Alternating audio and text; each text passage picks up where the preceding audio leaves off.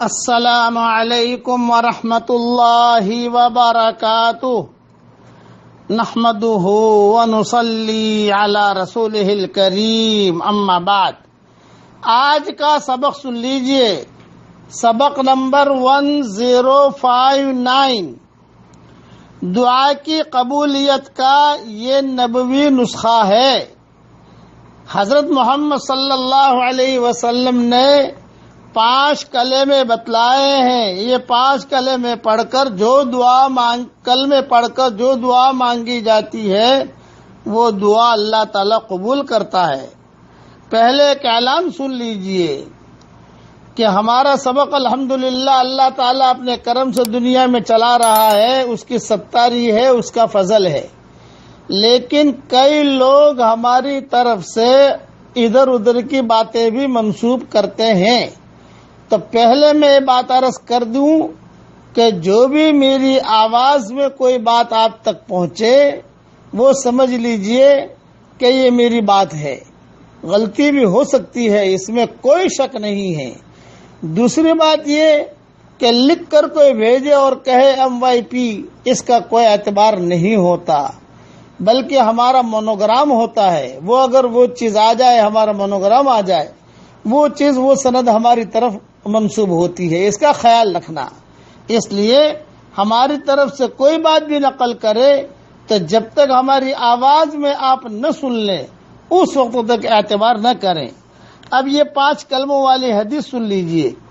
حضرت معاویہ رضی اللہ تعالی عنہ فرماتے ہیں کہ میں نے حضرت محمد صلی اللہ علیہ وسلم کو یہ ارشاد فرماتے ہوئے سنا، جو شخص بھی ان 5 کلمات کے ذریعے کوئی چیز بھی اللہ تعالی سے مانگتا ہے تو اللہ تعالی اس کو ضرور عطا فرماتے ہیں۔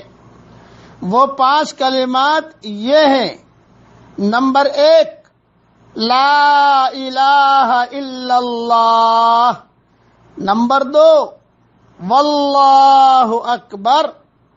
نمبر 3، لا الہ الا اللہ وحدہ لا شریک لہ، لہ الملک ولہ الحمد وہو علی کل شیء قدیر۔ نمبر 4، لا الہ الا اللہ۔ نمبر 5، ولا حول ولا قوت الا باللہ۔ یہ حدیث طبرانی میں ہے اور مجموع الزوائد میں بھی ہے۔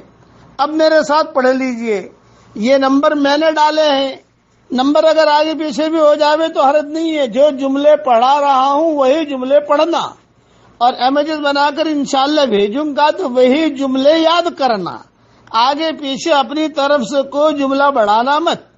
اب پڑھیے میرے ساتھ، لا الہ الا اللہ، واللہ اکبر، لا الہ الا اللہ وحدہ لا شریک لہ، لہ الملک ولہ الحمد وہو علی کل شیء قدیر، لا الہ الا اللہ ولا حول ولا قوت الا باللہ۔ یہ جملے یاد کر لیجئے، اپنے بیوی بچوں کو بھی یاد کرا دیجئے۔ میں اس میں دعا کرتا ہوں، چونکہ میں نے پڑھا اب دعا قبول ہوگی تو میں دعا کرتا ہوں کہ اللہ تو ہمیں ایسا ایمان دے کہ اس کے بعد کفر نہ ہو، اور ایسی ہدایت دے کہ اس کے بعد گمراہی نہ ہو، اور ایسی عزت دے کہ اس کے بعد ذلت نہ ہو، اور ایسی ترقی دے کہ اس کے بعد تنزلی نہ ہو، اور ایسا تیرا قرب دے کہ اس کے بعد تجھ سے دوری نہ ہو، اور اے اللہ تو ہم سے راضی ہو جا، اس کے بعد کبھی تو ناراض نہ ہو۔ آمین آمین یا رب العالمین۔